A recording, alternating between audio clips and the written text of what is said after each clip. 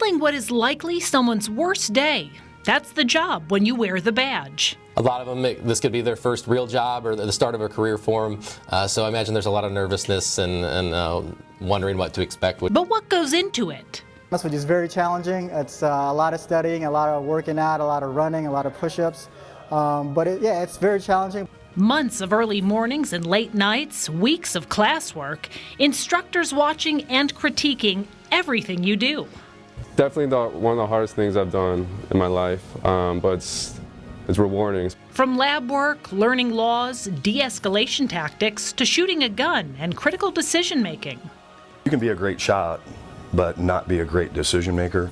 And if we put a badge on you and send you out there, that's probably a recipe for disaster. The final main goal, creating the next group of police officers aiming to do good in the community. Hope to make a difference, try to change someone's life, try to be a positive influence in communities. This is the journey through the Kansas City Police Academy. I love it. The training is awesome. The Kansas City Academy is one of the best in the nation, and they really prepare their officers before they get to the streets.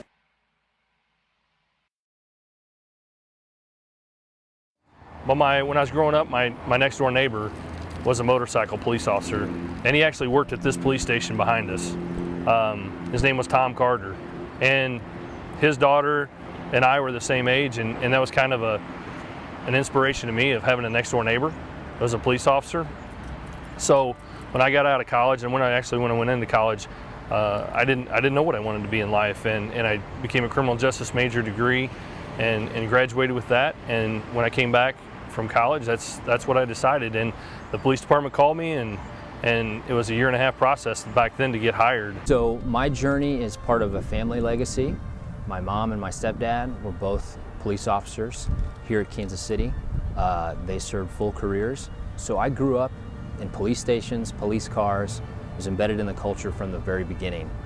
Yeah, I think for me it wasn't really a moment. It was more so I always knew I wanted to be in some type of law enforcement. I was really into sociology and psychology when I was in high school. So my story's probably a little different than a lot of them because I'd never aspired to be the police. Didn't come from a family of police. I was actually a clinical social worker for about 7 years prior. And I got burned out doing that. And I hit a point where I was like, I'm not doing that, so I don't know what I'm doing. And I started applying to all kinds of different jobs. There was, like through middle school, high school, I knew that I was going to go into some sort of public service, but I didn't narrow it down until like senior year of high school. I went on a ride along, actually here with KCPD, and then that was the moment where I was like, okay, I think this is kind of the direction that I want to go. And back then, the way you're notified, you had to watch the paper. You had to look for the ads in the back of the paper to say whenever they were hiring. Whenever I got hired, and I got hired in 1995, they were running classes of 50 at a time. I was working at a school at the time, and one of the officers that worked off duty there is Dave Jackson. He's a major now. And we got to talking. And I don't remember what questions I was asking, but I remember at some point he was talking about, it's really cool because, you can do all these different things on the police department, right? Like you're not, if you want to be in one spot your whole career, you can, or there's all these opportunities to do different things. And that appealed to me because I think one of the things I was burned out on was sort of the repetition of just the drain of what I was doing. Nerves, 100%. So for me, it was like, man, there's a really big expectation now. Just mentally, you start to think a lot of different ways, like, are they going to work us out a lot? What do I need to bring? What do I need to wear? How should I act? What was my expectation? I will tell you, I didn't know what to expect. I knew I needed to be in shape. So I actually had a pretty good idea of what I'll be doing because I have a relative who also is on the department. And so, I talked to her quite a bit about, all right, what's the academy like? Are they gonna like work us out a lot? Like anything that she could tell me, I was really like trying to ask her questions. So going in, I had a pretty good idea what we would be doing. What have I gotten myself into? I was scared to death. So I didn't really know what to expect. And I know I was excited. You know, it's intimidating, certainly, just to the degree that it's something, you know, new and unknown. But I was excited. I was like, this is cool. This is something just totally different. I didn't really know, so I had expectations that I got from kind of growing up in it, but I still didn't know what to fully expect.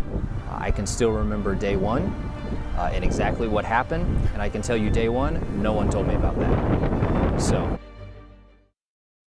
What's it take to be a police officer? As we've learned, the process is a long one. Thanks for joining us. I'm Caitlin Canute. Hours and hours of training, from things like crime scene processing, working with victims, acting as a mediator during domestic violence, and interacting with those suffering from mental illness, to handling life and death situations on a small or large scale while potentially needing to use deadly force. In this exclusive series of stories, we'll be showing you everything that goes into academy training at the Kansas City Regional Police Academy. Emma James followed the newest class of entrant officers throughout that training. That process spanning 7 months. We take a look at the teaching they went through, as well as learning more about their personal lives. But first, we start with their day one back in February. Here at the Kansas City, Missouri Regional Police Academy, it's day one of academy training for the 174th Entrant Officer class. For the next 7 months, they'll be learning everything it takes to be a police officer. For many of them, it's a lifelong goal, and they can't wait to achieve it. Everybody in this room is going to make mistakes during training. That's why we're here, right? Class is in session for these 32 entrant officers at the KC Regional Police Academy. The class includes future officers for agencies all around the region. Matthew Sweeting is ready to get to work and start his role as a public servant. I hope to make a difference, you know, try to change someone's life, you know, try to be a positive influence in communities. During day one, Major Paul Luster, director of the KC Regional Police Academy, talks to entrant officers about having a growth mindset during training, meaning embracing challenges and learning from failures. A lot of them, this could be their first real job or the start of a career for them. So I imagine there's a lot of nervousness and wondering what to expect, which is why we're doing what we're doing. The nearly 7-month training covers a lot of ground, like driving a police car out on the course, learning how to use a firearm, fingerprinting and crime scene investigation, and mental health awareness, just to name a few topics. Not all entrant officers who start here will make it through to the very end. For Sweeting, he's determined to make it to the finish line. I know I'm going to pass. I'm going to stick it through regardless, no matter what. After their introduction, the recruits get right to it here in the gym, where first they must prove that they're physically fit to handle the rigors of the job. 1, 2, 3. These entrant officers all share the dream of becoming a police officer. To get there, they've got to prove they can do the physically demanding job. During their 7 months in the academy, they'll do 180 hours of physical training. It challenges me, and that's what I love. Even as a lifelong athlete, Kansas City native Kaylee Sipple says the training pushes her outside of her comfort zone. I'm honestly very intrigued at what I'm still learning and what I will learn throughout my career, hopefully, if I graduate. Entrant officers learn everything about physical well-being, from how to work out to clean eating and living a healthy lifestyle. You want to be in the top shape. You know, we're kind of like athletes. You know, we may have to go chase down a suspect who just shot somebody, and it turns into a 200-yard sprint. Sergeant Jason Gamble says part of the beginning stages of training focuses on defensive tactics, like what to do if a suspect resists arrest. As the weeks go on, entrant officers will learn more advanced techniques. For Obadiah Church, the hard work will all pay off when he reaches his lifelong dream of serving his community. I love it. The training is awesome. The Kansas City Academy is one of the best in the nation, and they really prepare their officers before they get to the streets. There are a lot of skill sets that I didn't have when I went in, but I had once I got out. Firearms would be a good example. I'd probably fired a gun like a handful of times in my life when I was young. So that was a whole new thing as well, right? Into the academy, hadn't fired a handgun, so starting that was a difficult process.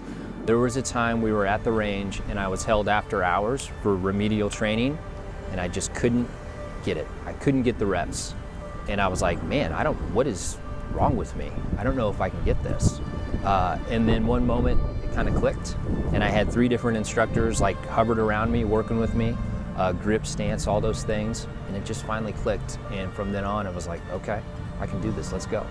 Eventually, the handgun, it became, second nature. It's like, okay, I got it. And as we progressed along through the academy and towards the end, I definitely was able to use the firearm proficiently, and it made me feel better at the end, because it's like, okay, first didn't think because there's a point where it's like, all right, I can't get this, so they're probably going to let me go. But as you go on, you're like, all right, you know what, I got this, and eventually I was able to proficiently use it. Learning something, being exposed to something that for me was not the norm. I didn't grow up hunting or around guns, so so that was just kind of its own separate thing. First time I ever used a handgun. I had no experience in firearms whatsoever, and I started off as it wasn't very accurate. I didn't know how to unload the gun, take it apart, none of those things. I turned that around very quickly. They worked with me, and it improved to a really good skill set, and by the end of it, I was able to earn my ribbon in firearms proficiency, so that was something that I was really proud of. From here, it's on to what might be the most important and the most stressful part of their training, learning how to operate a firearm and when to use it. As Emma James shows us, part of that training starts with the basics, then moves on to real-life scenarios. While the goal may be to hit the center of the target, there's much more that goes into firearms training here at the KC Regional Police Academy, and it all starts with safety. Shooters, proper sight alignment, proper stance, engage. For some recruits in the 174th Entrant Officer class, this is their first time using a gun. They learn how to safely handle and fire the weapon under the watchful eye of instructors like Sergeant Ward Smith. The vast majority of police officers never fire their weapon in line of duty, but we all need to be ready to do that at a moment's notice. Before ever firing a live round, entrant officers start in the classroom learning safety protocols. It's an exciting lesson for Austin Farabee, who enjoys shooting in his free time. He appreciates the attention instructors put on safety. So you got to kind of start at the bare bones, make sure that everybody's being 100% safe so that we can all go home and, as they say, with the same number of holes that we have in our body that we have coming into the range, we will leave with the same number of holes. In the weeks and months ahead, the training will get more challenging, with officers shooting from a greater distance and having less time. Once they have a good foundation, they'll move into decision-making training that's critical in the field. You can be a great shot, but not be a great decision maker. And if we put a badge on you and send you out there, that's probably a recipe for disaster. Smith says firearm training has become much more focused on decision-making over the years. For Joshua Baldovinos, the training is his chance to earn his community's trust, which is ultimately why he says he became a police officer. I'm a first-generation American, so this gives me the opportunity to serve my community. It is important to note that their learning doesn't end once they graduate the academy. In fact, as long as a person is an officer, they continue to go through constant training. Still ahead, the real-life scenarios begin, what officers go through when faced with everyday situations. Plus, training on how to handle some of the most delicate situations involving domestic violence. I mean, having graduated from college, I think it was the amount of information that you're receiving, whether it's, everybody wants to talk about police work and they want to talk about defensive tactics or firearms or this. There's so many more classes. You're in class all day with information coming in, whether it's law or how to talk to people, how to deal with conflict resolution. All of this is part of learning at the academy as well. De-escalation now, things of that nature. All of those classes take place. I mean, first aid, first CPR, we've all, for the most part, most of us had already had that. However, all of these things are things that you are going to learn, and the amount of information that you're receiving daily can be overwhelming, but it's also gratifying because every day it's something new and it's a continuous education. What people don't really realize is the amount of discipline that it takes to go through the academy, and you really see that example from day one of like, okay, there's like a new level of discipline that I have to abide by going through this academy. So I think for me, coming out of high school and playing team sports and stuff like that, I always had sort of a higher standard for myself in terms of you should be doing this good in comparison to everybody else, you should be scoring well, because a lot of things in the academy are quantitative, right? They're how high is your score, you know, and then you start comparing yourself to other people, how high is my score compared to theirs. And I think after our first PI exercise, which I'm sure you've talked about with people in class, but wasn't pleased at all with my score, honestly. And there was like a moment going home that night where I was like, man, is this really for me? Like, is this something that I want to keep doing? So it really made me question myself for a second, for a brief moment there. But was able to turn around, obviously, and ultimately graduated. But it was kind of just a reality check. It is my hope and belief that the vast majority of people who choose to do this and come through here recognize when they sign up truly the power to some degree that you have in the ability to arrest, the ability to carry a weapon and make decisions quickly that could affect your life or someone else's. It's an important thing to remember, and when you are going through and you are being bombarded with information, you know, how do you stay safe? How do you make others safe? You know, how do you de-escalate? Like, how do you talk versus when you have to go hands-on? You know, how do you articulate in a report in order to make this make sense? The laws you have to remember, the different groups and communities and all these moving parts and pieces, and then there's a vehicle. You got to drive the vehicle, you got to learn the roads and the streets and the landmarks, and there is a lot, and it can be overwhelming. I mean, I think that's part of it. Part of that training is to be able to push you and see how you do under stress, but also to sort of raise you up and help you through that, because none of us do that perfectly. And the academy is the time to learn and grow, right? We continue our exclusive look at what it takes to become a police officer. That includes following along with the 174th Entrant Officers class here at the Kansas City Regional Police Academy. Obviously, they have to pass some physical requirements, but then the bulk of their time is spent here learning in the classroom. I need to study. I need that lamp to study. The scene is people in an apartment loudly arguing over a lamp. It may seem silly, but it's a realistic idea of a typical police call and a test for Entrant Officer Clayton True and his partner.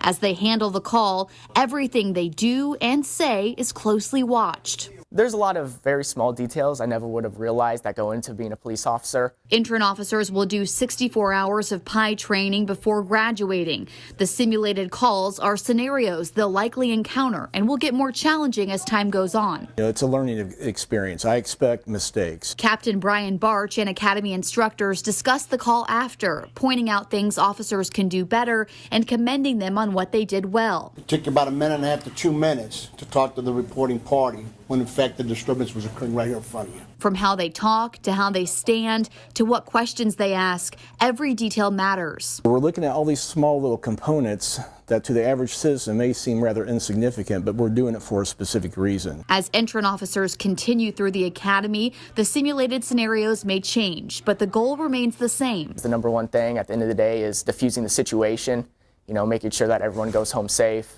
And their real-life scenario training will only intensify from here. Meanwhile, as they're done with round one, it's back to the classroom where now they're focusing on a different aspect of the job, how to respond to domestic violence calls. So what seems to be the problem? Man, we good, right? Entrant officers Michael Ledger and Mark Rivera are walking into a scene they'll face many times in their career. Someone called 911 for domestic violence.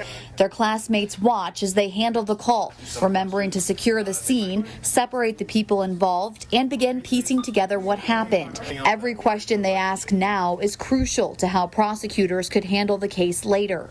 Well, the prosecutor's not the one responding to these calls. We are, so we have to get all the info and paint a picture for him so in a courtroom he can tell that, and to a possible jury they can see that picture too. During a time when emotions are likely running high, officers must be diligent in asking the right questions to learn what happened, while also showing empathy to victims. If an officer goes in very callous and matter of fact, chances are that victim's not going to be very forthcoming. You know, they're not in a good position, they're afraid, they're scared of retribution potentially from the other party. During domestic violence training, the Academy brings in experts from the Rose Brooks Center who work directly with victims.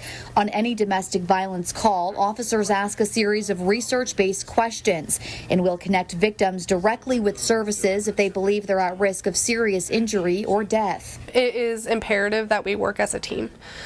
We don't expect officers to be social workers, just like they don't expect us to be law enforcement.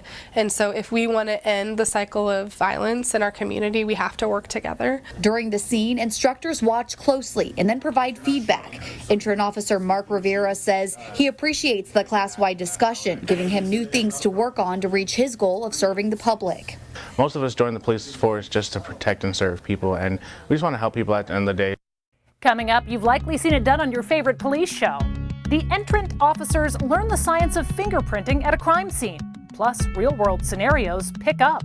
The changes to their intensity and how that resonates with recruits. The situations police officers find themselves in are always different, so these Entrant officers have to be prepared. As they hit the halfway point of their training, Emma James shows us how those real-life scenarios that they're experiencing only intensify. While this fight may look and sound real, it's actually an act. A group of guys fight over who booked a basketball court. Police are called, Entrant officers Cole Kennedy and Jacob Hedrick, who have to handle the call. The Academy calls it a practical integrated exercise, a real-life scenario. Throughout Academy training, the exercises get more difficult, but Kennedy says he appreciates the challenge. I think it's great. We don't want people going out there that aren't prepared, because that's how people get injured and how things happen that don't need to happen. The 7-month Academy training is split into 4 quarters, with Entrant officers having these exercises at the end of every quarter. Entrant officer Jacob Hedrick says he appreciates the constructive feedback from instructors. I'd rather make mistakes here than on the streets, so making little mistakes here and then learning from it from our instructors is really going to help me when I go out into the field. Police, get on the ground! Get on the ground! The exercises can range from a traffic violation to a disturbance or an assault where officers have to take a suspect to the ground. They have a lot of small details to remember on a call, such as how to work with their partner, how to position themselves, and how to talk to people involved. Training Unit Commander Captain Brian Barch says he's proud to see the progress Entrant officers have made so far. It's exciting to see Entrant officers, any type of student where they learn as they go, and it's neat to see that happening, and I'm excited for the second half of the Academy as they continue this progression as they get closer to graduation. Along with those real-life scenarios that Entrant officers are learning about, they're practicing a different skill. This one involves fingerprinting. When you use this and you dip it into the powder. As Entrant officers at the KC Regional Police Academy are learning, fingerprinting is an art. It's difficult. We were sitting there putting this stuff on, and it's hard to find prints and stuff, and so it's definitely something that's going to have to be worked on. Griffin Kraut, one of the members of the 174th Entrant officer class, says he's ready to add the skill to his toolbox for when he's officially an officer. It's definitely a very unique process. I hadn't really thought of us doing it ourselves on the job. I think there's a lot of things that happen on the job that you don't really think of when you think of police officers. Initialing your card. New this year, Entrant officers are learning how to fingerprint from members of the Crime Scene Investigation Unit. It makes sense for us that do it every day to then be the ones teaching them how to do it and do it properly. Supervisor Lori Keller says as patrol officers, they'll be responsible for processing some crime scenes, mainly property crimes. During these lessons, they learn what types of items to fingerprint and what powders and brushes to use on certain surfaces. I didn't realize we were going to, even learn about it. So knowing that we are and we're going to be able to use it in the field is pretty exciting. Entrant officer Andrew Ariano says he's eager to keep learning new skills as he and the rest of the class get closer to graduation in August. He hopes to serve as an example to others that becoming a police officer may be hard work, but to him, it's well worth it. Join, if it's a passion of yours, if it's something that you wanted to do your whole life, do it. Sign up, apply. There's still much more in this special report when we return. As we previously mentioned, the recruits who are learning here are slowly introduced to real-life scenarios. As their training progresses, the intensity of those situations increases. Emma James has more now on some of the more complex exercises that they're taking part in. So somebody broke into your apartment? Yes. Entrant officers Michael Ledger and Dominic Bristol are just weeks away from becoming police officers. The two are part of the 174th entrant officer class at the KC Regional Police Academy. During this week's training, What type of vehicle is it? It is a black Chevy. entrant officers are doing their third practical integrated exercise, also called PI, meaning they're scored and evaluated while handling a 911 call with actors. The exercises get trickier throughout the academy, and entrant officers have to rely on their training to figure out what to do. I came in here, yep, my television's gone. For me, I do a lot of mental repetitions and along with studying. So you're like, okay, if this happens, I'll do this. If this happens, I do this. Then you're always gonna have that call where you're like, oh, I did not see that one coming. Ledger says academy training is a lot of hard work, physically and mentally, but he's in it for the long haul and for the people. If it's talking to somebody walking down the street or you're taking a report from somebody. So I waited and they kind of hung out for a little bit, and that's why I called you guys. You're trying to help them. That's why most people, I think, get into this job. You guys have any questions? With instructors watching closely, entrant officers use all the skills they've learned up to this point, whether it be fingerprinting evidence at a burglary or asking the right questions to a 911 caller. We're to the point where we have taught them pretty much everything that they need to know to graduate the academy. Now we just have to fine-tune those skills. The stakes are high as entrant officers begin the home stretch of their testing and race toward graduation. But for officers like Clayton Vitug, they know all the hard work will be worth it. I'll be honest with you, it's very challenging. It's a lot of studying, a lot of working out, a lot of running, a lot of push-ups. It's very challenging, but it's also rewarding at the same time. Still ahead, getting out of the academy for lessons in the real world. Plus, a look at the final test recruits must pass to graduate. By this point in their training, they're going through situational calls and they're applying everything they've learned so far. They're on the home stretch and they're that much closer to getting their class up on this wall here. At the sound of gunshots, entrant officer Andrew Ariano's academy training kicks in. He turns on his lights and sirens and begins pursuing the suspect. I'm in pursuit of a tan Ford Taurus. During the pursuit, speeds reach 60 miles per hour. He has to navigate turns and remember to constantly communicate what's going on to dispatchers. Westbound on 45th and Avila, now northbound on State Line. They do a good job of getting our heart rates up and then talking us through things also, and then also letting us know what we did good and what we need to work on. His test continues in the firing range where he must decide when to use deadly force. It's part of the fourth and final practical integrated exercise, or PI. It's an exciting night of training. The entrant officers, from what I've observed this evening, they're doing very well. Captain Brian Barch says these simulated calls are meant to be intense and require critical decision making. It's crucial entrant officers remember all of the training they've learned up to this point. With just a few weeks left before graduation, Ariano says he's grateful for the Academy's training and excited to use it to serve the people in his community. They want to feel protected. They want to know that they have somebody to call on who's going to be there for them. So that's the biggest thing for us. In Kansas, as the landscape of policing continues to evolve, so do the responsibilities officers have and the skills they need, especially when it comes to dealing with mental health. Emma James gives us a look at some of the training involved in that aspect. After this class graduates the academy, they'll have to handle a lot of calls involving someone potentially having a mental health crisis. It's crucial they know exactly how to help that person. Members of the Crisis Intervention Team unit teach entrant officers the art of de-escalating a situation. They discuss how to spot when someone is having a mental health crisis and how to properly communicate with them. Experts talk about empathy and show video examples of do's and don'ts when going on a mental health call. Sergeant Sean Hess with the CIT unit says it's important for future officers to understand mental health can affect anyone and everyone. You're really lucky if it hasn't touched you or your family and friends, and that it's it's important to have that understanding, awareness, to develop that empathy and that special touch to relate with somebody in these situations. Meanwhile, as part of their mental illness training that they're going through here, they're also focused on another aspect. It's actually the first ever type of training done here, specifically dealing with people in the public who are experiencing dementia. Tuesday's training using virtual reality goggles is put on by Senior Star at Wexford Place.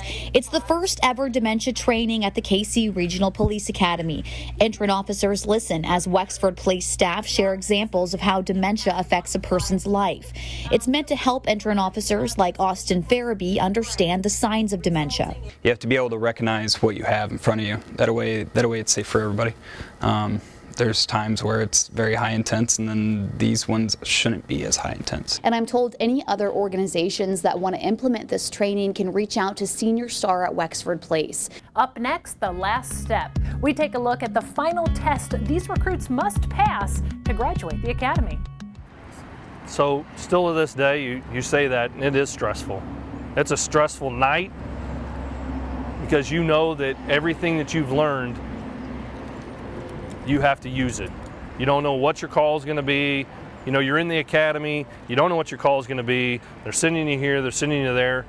What you don't realize is the next week after you graduate from those pies, it's real life. That's the part you don't understand. But you're going through it because right now this is the most stressful time you're having, is you got to get through the pies, and you're going to make mistakes. We all make mistakes. And the key is you go in, recall everything that you've been trained on, and use that training and handle the situation to the best of your ability.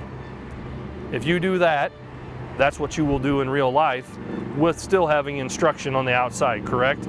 So we have an FTO program afterwards, but if I was just to tell the public, I can look back right now and think 27 years ago how stressed out I was. If you went through finals week in college, that was nothing. That was nothing. Oh, it's terrible anxiety. I mean, right? It's just terrible anxiety because you have to.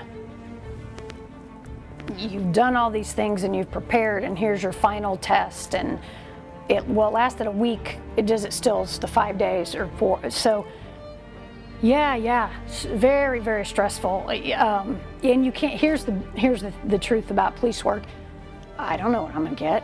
Right? I don't know what these are gonna be, because that's the reality of being a cop. What am I gonna go on? Is it just gonna be a trespassing, or is it gonna be somebody who pulls a gun out? And yeah, so a lot of stress and anxiety, and you're gonna have a fight call, and that's stressful, and you don't know who, you're wondering who I'm gonna be partnered up with, right? You're sizing up, even though you're all in it together, you're like, oh, who am I gonna get? So it's, oh yeah, just terribly stressful. Nerves. So playing sports growing up, I was always a nervous player. Like before kickoff, whatever, I had a ton of nerves. Situationals was no different. But once you got that first call under my belt, it was like, okay, I think I can do this. I remember that first call still. I think I talked about it a little earlier. On that situational, things really devolved, and we had somebody running around on us that we should have put in handcuffs, and we didn't. And my partner and I looked at each other and we're like, whoa, that didn't go well.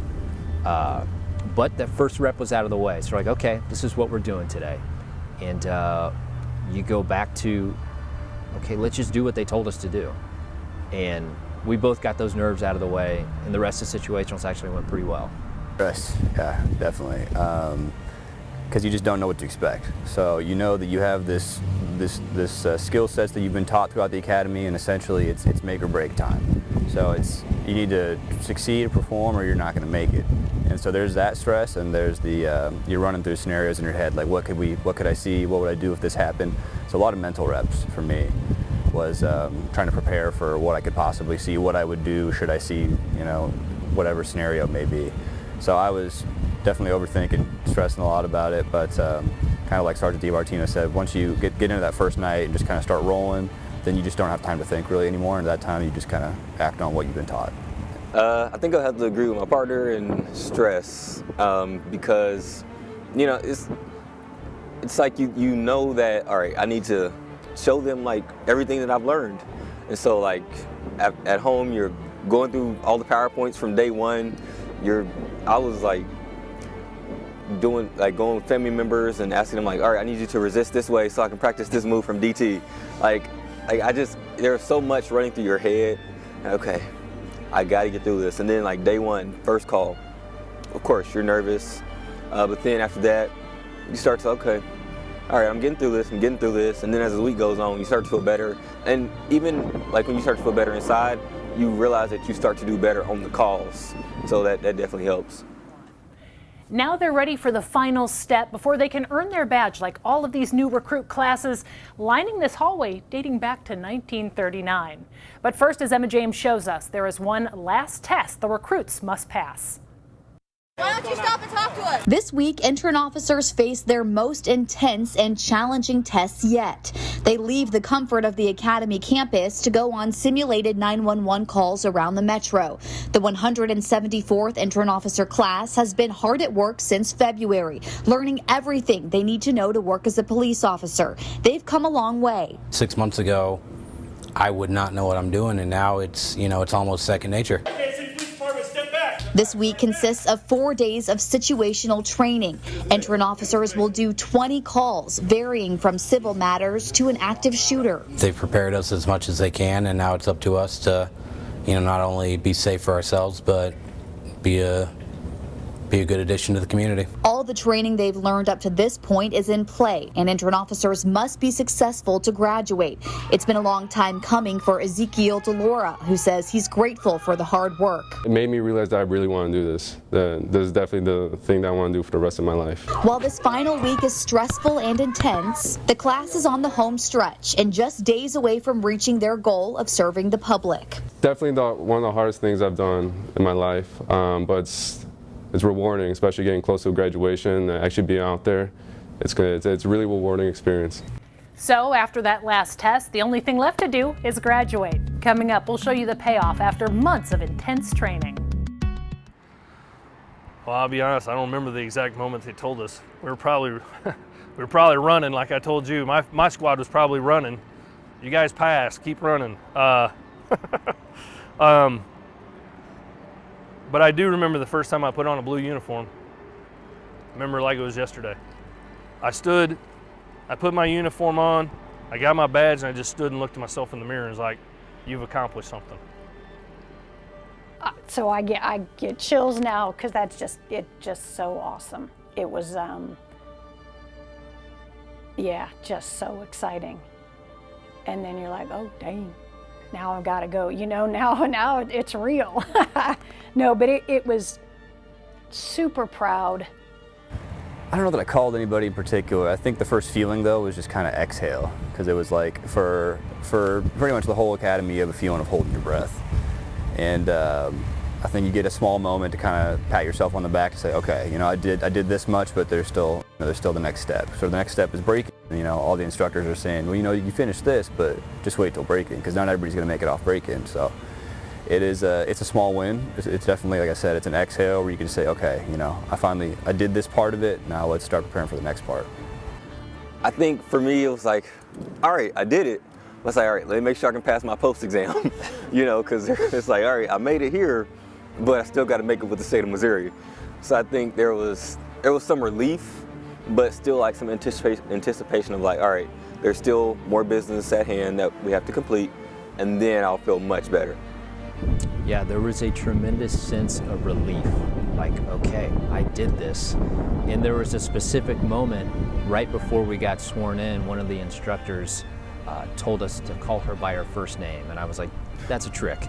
But it was like, hey, we're part of the crew now. We did it. Our badge is real, and we're carrying real bullets.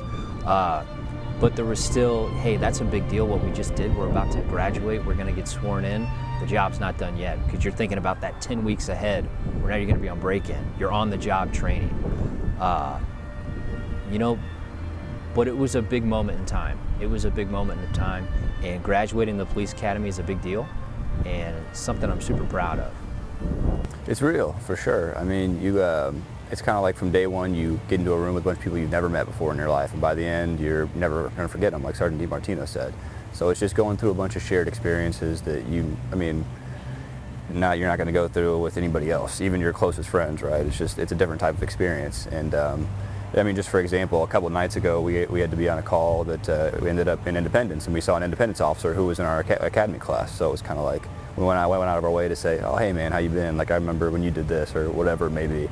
But yeah, it's definitely a real bond, and even if you don't get a chance to see them as often, because a lot of them work in different divisions or even different departments now, but you always remember being in the experience with them. Like they mentioned before, you go through so much together in the academy, so you can't help but always remember them and have that special bond with them. No matter if they work in KCPD, Center Zone, wherever, you'll know, or even if you call or text them every now and again, there's still that bond there. And I think of course, you do have stronger bonds with some who you see more often. Like we graduated together, we ride together every night. So I think there are, those bonds, and that it's truly a family a second family that you come across, in the academy. I don't know if there's a way to describe it that people would understand unless they've been in a situation. Stressful situations bring people together. When you accomplish things together, if you've been on a sports team that's been through a season together, if you played football or baseball or basketball and you've been through a season of where that team comes together, that's the closest I could describe to you, the feeling. And then that team here separates and gets spread out across 314 square miles of the city. Every time you run into one of those teammates, that was my classmate right there. And I still do it to this day. Just this morning, I ran into one of my classmates who's a major on this department, and I actually rode to the academy with him every single day. And we would drive to the academy together so we could save gas back in the day. And we were saving gas then too. He would drive one week and I'd drive the next, right? So it's a bond that lasts your entire career, and then it'll last beyond that as well. The guys you went through the academy with, you remember them forever. You remember funny stories about them, you remember nicknames. And there are two guys in my class, they're federal agents now, but we were in the 134 together, and we go to lunch once a year. We catch up through text every now and then, so that bond is always there. And every year when we sit down, we're still telling stories of when we were in the academy. So that's pretty cool. It's a bond that, it's a real bond that exists throughout my career. 15 years later, we can still put ourselves back in that blue uniform when we were recruits. It's a lot, but whenever the gratification the day you graduate that academy and you get this badge, I can't even tell you the overwhelming amount of pride that you have, because this is an honorable job. And to know what you and your classmates go through for those 6 months, and the friendships that I've had now for a lifetime, I say it all the time, I wouldn't change a thing. I really wouldn't. I wouldn't change a thing. For the past 7 months, we've followed these recruits on their journey to becoming local police officers. So you got to kind of start at the bare bones. I'll be honest with you, it's very challenging. 6 months ago, I would not know what I'm doing, and now it's almost second nature. And I get emotional thinking about it, getting close to the end, just knowing that I'm about to accomplish one of my lifetime goals. I hope to make a difference. From their first lectures to weapons training to real-life scenarios, we were there bringing you these stories of these entrant officers. Finally, the moment these recruits have been waiting for. After they walked across this stage, they're ready to walk into their new roles serving the community. Emma James shows us what that meant to the 174th class. About face. Ladies and gentlemen, I present to you the police officers of the 174th Entrant Officer Class. It's the moment they've been waiting for nearly 7 months. The members of the 174th Entrant officer class are now sworn police officers. We're excited. I thought that this day would never come. It was a long 7 months. Brianna Hawley is one of the members of the class, ready to start their career as police officers. Thursday evening ceremony included friends or family pinning the officers' badges, followed by officers swearing an oath to their individual agencies. After months of intense training, the class is ready and excited to serve the public. We do it for them. You know, this isn't a selfish job at all, so we do it for the community, we do it for the people. More importantly, the police officers of the 174th, for your guys' decision to dedicate your challenge run to Officer Vasquez. During the ceremony, North Kansas City Police Chief Kevin Freeman thanked Academy staff and the 174th for their support after the death of Officer Daniel Vasquez. Officer Griffin Kraut says the Academy training has helped prepare for the dangers of the job. The next day is never given. That's just something you have to know when you go onto this job, when you load into that car every night. The next day is never given. As they now go their separate ways to serve communities around the KC Metro, the class will always have a special bond they'll continue throughout their career. You just have to have faith and trust in one another, and that's what this family's all about. We hope this behind-the-scenes look is giving you a better idea of just what it takes to earn that badge. When you look at the intense training that they've undergone, the science that they're applying to the job, and the lessons they learned in the classroom, you can see how all of these tools are helping to keep our officers safe and to keep you safe as well. To see more of these stories, you can always go to our website, kshb.com. Thanks for watching.